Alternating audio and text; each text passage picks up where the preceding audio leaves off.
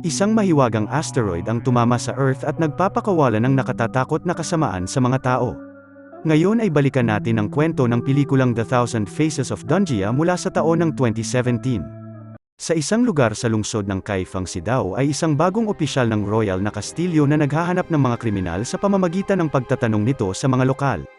Nakilala nito ang isang babaeng may kakaibang itsura at sinabi na tigilan na nito ang paghahanap sa mukha na nasa pinta dahil lahat sila ay pawang gawa-gawa lamang. Ang kanilang pag-uusap ay naputol nang makita ni Dao ang isang lalaki na kamukha ng isa sa mga kriminal at nagsimulang sundan ito. Nakita ito ng babae at inilabas ang kanyang demon detector at nagpapakita na mayroon isang mapanganib na halimaw sa paligid. Sinundan ni Dao ang malaking lalaki na may dalang mangkok na may goldfish sa loob at kalaunan ay nakarating sa isang malaking hotel kung saan sinigawan nito ang may-ari na bigyan siya ng isang silid. At nang makita ang kakaibang pag-uugali ng lalaki, tumanggi ang may-ari at nagdahilan na bawal ang alagang hayop sa loob ng gusali. Nagalit ang malaking lalaki at nagbanta ito na kakainin sila ng hayop, ngunit tumawa ang may-ari ng hotel at walang pakialam sa sinasabi ng lalaki. Nang biglang lumaki ang goldfish sa loob ng mangkok habang ang lahat ay tumakbo sa labis na takot. At bago lamunin ng demonyo ang may-ari, nagmadali si Dao na umatake sa nilalang, ngunit mabilis siyang pinatalsik ng halimaw ng may labis na lakas. Lumitaw din ang babae at inihagis nito ang lamesa sa nilalang at ikinulong ito sa ilalim. Mabilis na nakawala ang higanteng isda at sinira ang lamesa habang mas lalo itong lumaki. Umatake ito sa babae at sinubukan na lamunin siya, ngunit kinuha nito ang dila ng halimaw at sinipa ito sa mukha at inihagis ito hanggang sa ikalawang palapag. Ang halimaw ay sumubok na tumakas sa pamamagitan ng pag-akyat sa bubong habang sinundan ni Dao ang isda. Nag-transform ang babae sa isang piraso ng damit at lumutang sa hangin at sinundan din ang halimaw. Kalaunan ay bumalik ito sa lupa at naging isang monghe habang sinundan ang landas ng halimaw gamit ang kanyang detector. Dinala ng mahiwagang aparato ang lalaki sa isang bahay aliwan kung saan nahanap din nito ang lalaki na hinahanap ang nilalang. Inihayag ng babae ang kanyang tunay na pagkakakilanlan bilang dragonfly at sinabi kay Dao na umuwi dahil ang demonyo ay masyadong malakas para sa kanya.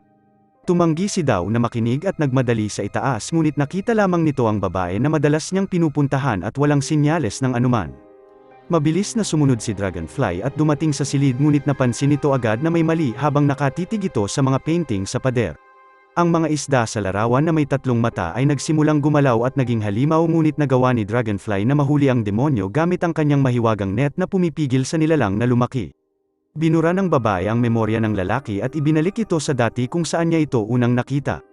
At lumalabas na si Dragonfly ay mula sa angkan ng Wayan at mayroon silang lihim na base sa ilalim ng lupa kung saan nasusubaybayan nila ang mga presensya ng demonyo. Ang pinakamatandang miyembro ng grupo na tinatawag nilang unang kapatid ay may napansin na kakaiba sa demonyong nahuli nila. At matapos na suriin ang aura ng nilalang, sinabi nito kay Dragonfly na ang halimaw na nahuli nito ay isang bitag at ginamit ang sign language ng kanilang angkan at mabilis na umalis sa silid. Sa tingin nito na ang kanilang kalaban sa ngayon ay masyadong malakas dahil nararamdaman nito ang aura ng halimaw sa kanilang base. Sinabi nito sa pangalawang kapatid na si Yun na sundan ang mga pahiwatig na iniwan ng kanilang master upang mahanap ang may hawak ng dakilang kapangyarihan na kilala bilang Dungia at ang hinaharap na kahalili ng kanilang grupo. Personal itong nagpunta sa lungsod ng Lu upang makilala ang master ng mga sandata na kalaunan ay natagpuan ang isang maalamat na sandata na kilalang Slayer of Gods. Mabilis na tinipon ni Dragonfly ang lahat ng kanyang guildmen at sinabihan sila gamit ang sign language upang lumipat at iniwan ang demonyong isda. At bago ito umalis, nag-ukit ang babae ng isang mensahe sa pangalawang kapatid upang mahanap nito ang kanilang lokasyon pagkatapos ng kanyang pagbabalik. At sa kaparehong oras dumating si Yun sa isang ospital matapos na sundan ang pahiwatig na iniwan ng kanilang master. Pumasok ito sa bodega ng gusali kung saan nakakulong ang isang delikadong pasyente at nakita ang mga marka na tila ginawa ng isang higanteng nilalang. Pumasok ang lalaki sa silid at nakita ang batang babae na nakaupo sa sahig at pinakilala nito ang kanyang sarili sa babae at nalaman na ito ay si Rin, ngunit tila nasa maayos itong kondisyon. Inalok niya ito ng pagkain at napansin na ang babae ay may kakaibang peklat na kahawig ng marka na iniwan ng kanyang master. Nang biglang naging asul ng mga mata ng babae habang siya ay naging isang higanteng nilalang. Samantala sa lungsod ng Kaifang, nagsimulang mapansin ng mga tao ang isang malaking bilang ng mga bulate sa buong langsangan at ang bulalakaw na bumagsak ay nagsimulang mapisa at naglabas ng isang lumilipad na nilalang. Niyanig ng isang lindol ang buong lungsod at napansin ng Wayan clan na ang templo ng kanilang mga ninuno ay lumubog sa isang malaking butas. Pinagpalagay nila na ito ay ginagawa ng demonyo at plano nilang pumasok sa loob upang makita ang nilalang. Ang grupo ay pumasok sa underground tunnel at kalaunan ay nahanap ang lugar na naglalaman ng silang formation na tila ginamit upang ikulong ang makapangyarihang demonyo. At ang kulungan ay may pangalan ng kanilang clan na nakaukit at ang gitna nito ay napapaligiran ng mga bungo at tila labi ng mga dating miyembro ng clan. Sinuri nila ang selyo ng malapitan at nagulat na makita na ang nilalang sa loob ay tila buhay pa rin, nang bigla silang nakarinig ng sigaw mula sa itaas at nakita ang isang lalaki na nahulog sa kuweba. At lumalabas na si Dao ay nasa lugar na rin at inaalam ang dahilan ng malakas na lindol. Nakita ng grupo ang lalaki at sinabi sa kanya na umalis na agad dahil ang lugar ay lubhang mapanganib. Narinig nila ang nilalang na lumabas sa kuweba at nagmadali at nakita ang nilalang na nag-transform na parang demonyo na lumulutang sa ere. Tumingin ang nilalang sa kulungan at nagsimulang magpakawalan ng isang shockwave na nagpalipad sa grupo at nabigla sa isang ingay. Sinira ng demonyo ang selyo at pinakawalan ang nilalang sa loob na kahawig ng isang higanteng paniki na may kakayahang lumipad. Ang itim na demonyo ay sumugod sa grupo at madali silang pinatalsik ng isa-isa habang nakatayo si Dragonfly at sinubukan na lumaban pabalik gamit ang kanyang sandata ngunit nasira ng nilalang ang sandata at pinatomba ito sa lupa. Pagkatapos ay gumawa ng malakas na enerhiya ang nilalang at binuhat ang babae sa ere at planong tapusin ito. Nakita ito ni Dao at sumugod sa halimaw at sinubukan na iligtas ang babae ngunit mabilis itong napigilan ng demonyo at pinutol ang isa sa kanyang mga binti. Nakita ni Dragonfly na mamamatay na si Dao at mabilis itong inilayo mula sa halimaw na nagresulta sa lalaki na mawala din ang braso nito. At dahil napagtanto na hindi sila mananalo naghagis ang grupo ng mga bomba sa kuweba at sinamantala ang pagkakataon na tumakas sa tubig. Nakabalik ang grupo sa kanilang hideout at sinisikap ang kanilang makakaya na iligtas ang lalaki at itigil ang pagdurugo nito. At nakapagtataka ang pangalawang kapatid ay nakarating sa kanilang lokasyon at nagawang makaligtas sa pagbisita nito sa ospital at dinala ang babaeng si Ring. Pinaliwanag nito na ang batang babae na nakikita nila ay ang taong itinakda na maging pinuno nila habang ikinagulat ito ng lahat. Sinabi ni Yun sa kanyang mga kasama na pumasok ito sa ospital at nakita ang babae at mabilis itong nag-transform sa isang higanteng nilalang na kahawig ng isang ibon. Nagsimulang umatake ang halimaw kay Yun ngunit nagawa nitong baliktarin ang pagbabagong anyo sa pamamagitan ng pag-atake nito sa puso ng nilalang at muling binalik ang babae sa pagiging tao nito. Pinakita nito sa grupo ang birthmark sa kanyang braso na mabilis nilang nakilala bilang simbolo ng kanilang master. Ngunit si Dragonfly ay nag-aalinlangan sa babae dahil walang naalala si Rin sa kanyang nakaraan. Binura din nila ang alaala ni Dao dahil hindi na ito maaaring maging opisyal dahil sa natamo nitong pinsala at binigyan nila ito ng artipisyal na paa upang makapaglakad ito ng mag-isa. Nagpasya ang grupo na magtungo sa lungsod ng Lo at nakipagkita sa unang kapatid dahil nakita na nila ang dapat na pinuno ng kanilang grupo. At sa kaparehong oras ang master ng armas ay nakipagkita sa mga pinuno ng 5 clan upang malaman ang tunay na katangian ng Slayer of Gods. Lumapit ang mga pinuno habang sinusubukan ng lalaki na buksan ang lalagyan at inihayag na wala itong laman sa loob. Gayunpaman nang suriin ng isa sa pinuno ang kahon nagsimula itong mag-transform at lumitaw ang isang kimikinang na globo na dahan-dahan lumalaki. Ang mga pinuno ay nagsimulang gamitin ang kanilang mga kapangyarihan sa kahon at kalaunan ay naging isang armas sa kamay ng master ng apoy. Ang master ng armas ay nagulat dahil ang maalamat na sandata ay nauugnay sa kanilang kapangyarihan ngunit napansin ang isang mali sa pinuno ng to dahil ang lalaki ay hindi ginamit ang alinman sa kanyang kapangyarihan. Napagtanto din ito na ang lalaki ay may similar na aura sa demonyong isda na nahuli nila at naghihinala na ang lalaki ay demonyo na nagbalat kayo. At lumalabas na ang master ng mga sandata ay ang unang kapatid na nag-transform bilang matanda bago ang pagpupulong upang harapin ang demonyo. Habang sinimulan nito umawit at ginamit ang isang silang teknik at ikinulong ang demonyo sa loob ng isang ilusyon. At dahil dito nagsimulang mag-transform ang nilalang sa tunay nitong anyo at lumabas sa ilusyon at pinakawalan ang kapangyarihan nito at pinatalsik ang lahat ng pinuno sa kaparehong oras. Lumipad ang itim na demonyo at kinuha ang sandata sa kamay ng isang master habang ibinunyag ng nilalang na may kontrol ito sa lahat ng pinuno matapos nalinlangin sila sa pagbigay nito ng halaman na nagpalakas sa kanilang kapangyarihan ngunit ginawa rin silang mga puppet. Inutusan nito ang mga pinuno na umatake sa unang kapatid at kinuha ng pulang demonyo ang globo habang hindi ito nakatingin. Ang mga pinuno ay nagsimulang gamitin ang kanilang mga kapangyarihan at inatake ang unang kapatid ng malalakas na atake at nagpilit sa lalaki na umatras patungo sa rebulto. Pagkatapos ay patuloy itong inatake mula sa itaas at nahulog sa ilalim ng isang rebulto at nabagsakan ng bato. Patuloy na inatake ng Master ng Apoy ang lalaki at tuluyang sinunog ang mga bato at istruktura habang inihayag ng itim na demonyo na talagang ginawa nito ang Slayer of Gods gamit ang kapangyarihan ng 5 clan. At ang tunay na plano para sa pagpupulong na ito ay wasakin ang Wayan clan sa pamamagitan ng pagpatay sa kanilang pinakamalakas na miyembro. Samantala ang grupo ay dumating sa lungsod ng Lo at sumilong sila sa isang hotel habang hinahanap nila ang unang kapatid. Nagpasya si Dao na magpaalam sa grupo dahil napagtanto nito na hindi siya parte ng clan. Naglakad ito sa silid ni Rin upang magpaalam ngunit napansin na ang patay na halaman sa mesa ay muling nabuhay. Ipinaliwanag ng babae na palagi nitong pinamumulaklak ang mga halaman sa tuwing nababagot ito ngunit hindi talaga alam ang buong kakayahan ng kanyang kapangyarihan.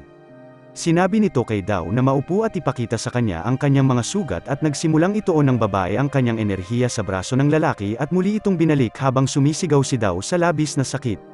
At nakakamangha ang kanyang buong braso ay bumalik at ang kaparehong bagay ay nagsimula rin mangyari sa kanyang binti. Gayunpaman ang buong proseso ay masama sa katawan ng babae dahilan upang umagos ang dugo mula sa kanyang ulo at kalaunan nawalan ng malay. At sa kabilang banda napansin ni Dragonfly at ng kanyang grupo ang paparating na panganib at mabilis silang tinambangan ng mga pinuno mula sa ibang clan. Maraming blade ang nagkalat sa lugar at sinira ang lahat habang ang pinuno ng Tankyo ay dumating upang tapusin ang lahat. Sinubukan nilang salakayin ang lalaki ngunit mabilis na napigilan ito ng isang shockwave na ginawa mula sa kapangyarihan ng lalaki. Nagmadali si Dragonfly na labanan ang pinuno ng mag-isa ngunit matapos na magpalitan ng ilang atake na sugatan ito sa mahika ng lalaki at nagpalipad sa kanya sa gusali. Nagmadali si Dao sa babae upang tulungan ito ngunit nagulat ang babae na makitang bumalik ang braso at binti nito. Lumapit ang kalaban upang tapusin sila ngunit tumanggi si Dragonfly na sumuko at nagpasya na lumaban at binigyan ang kanyang mga kasama ng pagkakataon na tumakas. Umatake ang kalaban kay Dragonfly ngunit tumalon si Dao upang protektahan ito at nakakagulat na nagawa nitong pigilan ang atake sa pamamagitan ng pagkontrol nito sa mga lumilipad na patalim. Sinamantala ni Dao ang pagkakataon na ipadala ang armas pabalik sa lalaki at pinalipad ito sa gusali. Nagpasya si Dragonfly na tumakbo kasama ang grupo ngunit lihim na nanatili si Dao matapos na makuha ang kakaibang kapangyarihan mula sa paggaling ng katawan nito. At kahit pa hindi nito ganap na makontrol ang kanyang kakayahan ng lakas ay sapat na upang pigilan ang pinuno ng Tankyo habang hinawakan nito ang lalaki sa leeg gamit ang isang kamay. Nang biglang tumama ang ilang apoy sa dalawa at ginawang abo ang isang pinuno ngunit hindi gaanong napinsala si Dao. Dumating ang master ng apoy at sumugod sa lalaki upang tapusin ito ngunit madali itong pinatalsik pabalik sa ere. Mabilis na tumakbo si Dao patungo sa kalaban at lumipad sa ere at inatake ito at pinatomba sa lupa na ikinamatay nito sa kaparehong oras. Samantala nakita ni Dragonfly ang master ng sandata na nag-alok na tulungan sila at dalhin sila sa unang kapatid. Nag-alinlangan ang babae ngunit tinanggap ang alok dahil wala itong ibang pagpipilian. Dumating sila sa isang liblib na lugar na malayo sa labanan at ang master ng sandata ay bumalik sa anyo ng unang kapatid at nagpapakita na nakaligtas ang lalaki sa pag-atake sa kanya kanina. Sinabi nito sa dalawa na natagpuan nito ang tunay na pagkakakilanlan ni Rin at hindi siya ang kahalili ng kanilang clan at sa katunayan siya ay isang sandata na ginawa ng mga demonyo sa layunin na wasakin ang kanilang grupo. Pagkatapos ay inatake ng lalaki si Rin ngunit ang babae ay nailigtas sa tamang oras ng isang tao na kamukha ng unang kapatid. At lumalabas na ang lalaki ay isang impostor habang nag-transform ito pabalik sa master ng kamatayan. Ang dalawa ay nagsimulang maglaban habang nagpadala ng ilang espada ang unang kapatid at binigyan ng pagkakataon ang kanyang grupo na makatakas. Gayunpaman ang pinuno ng Water Clan ay lumitaw sa labanan at umatake ito gamit ang kanyang mahika at napatay ang master ng kamatayan at sinugatan ang unang kapatid. Pagkatapos ay sinundan nito si Dragonfly at Yun at sinubukan silang tapusin gamit ang kapangyarihan at nakita ni Rin na ang kanyang mga kaibigan ay malapit ng mamatay at sumigaw sa labis na galit dahilan upang lumabas ang kapangyarihan nito at tinapos ang Water Lord gamit ang sarili nitong kapangyarihan. Nagawa ng babae na iligtas ang lahat at nang magising si Yun tumakbo ito kay Rin at nakita na malapit na itong mamatay pagkatapos na gamitin ang lahat ng kanyang kapangyarihan. Hinawakan ng babae ang pangalawang kapatid at nagsimulang makita ng lalaki ang isang vision mula sa kanilang dating master. Sinabi ng espiritu sa lalaki na ang babae ay ang tunay na kahalili ng clan at ang may hawak ng dakilang kapangyarihan ng Donjia. Nakatakda itong maging tagapagligtas ng sangkatauhan at ang sisira sa mga halimaw ngunit nagtataka si Yun kung paano ito magiging posible sa dahilan na nawalan na ito ng buhay. Inilibing ng grupo ang babae at sinabi ng unang kapatid sa kanyang mga kasama na binigyan sila ni Rin ng kapangyarihan bago ito mamatay. At kailangan nilang gamitin itong kakayahan upang tapusin ang demonyo at iligtas ang sangkatauhan. Samantala ang pulang demonyo ay nagsimulang mapansin ang bagay sa kalangitan habang isang higanteng bato ang patungo sa kanila na nagpatomba sa itim na demonyo sa lupa. Ang grupo ay naghandang makipaglaban habang lumulutang sila sa ere. Ngunit ang nilalang ay mabilis na nakabawi at lumipad patungo kay Dao. Ang dalawa ay naglaban sa ere ngunit ang demonyo ay malinaw na walang laban sa lalaki at sinuntok ito sa mukha at muling bumagsak sa lupa. Ang pulang demonyo ay umatake patungo kay Dragonfly at inatake ito gamit ang kanyang kuko ngunit madali itong naiwasan ng babae at lumaban ang babae gamit ang isang sipa na nagpatalsik sa nilalang. At nang makita na wala silang laban sa kapangyarihan ng Dungia, inilabas ng pulang demonyo ang Slayer of Gods at nagpakawala ng ilang bomba kay Dragonfly habang sinubukan ni Yun na protektahan ang babae sa pamamagitan ng pagharang nito sa atake. Gayunpaman bago pa umabot sa mga tao ang pagsabog, ang takbo ng oras ay bumagal at lumipad ang demonyong ibon sa langit mula sa ilalim ng lupa. Sumulong ito patungo sa pulang demonyo at kinuha ang lahat ng bomba sa ere ngunit sumunod ito sa ibon at pinigilan ito gamit ang mga galamay. Pagkatapos ay umatake ito sa ibon gamit ang Slayer of Gods habang ang itim na demonyo ay lumipad upang umatake sa ibang direksyon. At sa huling sandali nagawa ng higanteng ibon na kumawala dahilan upang tumama ang bomba sa itim na demonyo na ikinamatay ito bilang resulta. Ang pulang demonyo ay tumalsik sa shockwave ngunit hinawakan siya ng ibon at itinapon ito pabalik sa bomba na naging sanhi ng isang chain reaction at nagdulot ng malakas na pagsabog na pumatay sa nilalang. Lumipad si Rin mula sa apoy patungo sa kanyang mga kasama at nagulat ang grupo na makita ang kanilang kaibigan na buhay at muling nagyakapan sa labis na tuwa. Salamat sa panunood. Kung nagustuhan mo ito, huwag kakalimutan mag-like at subscribe para sa mga susunod pa nating movie recap.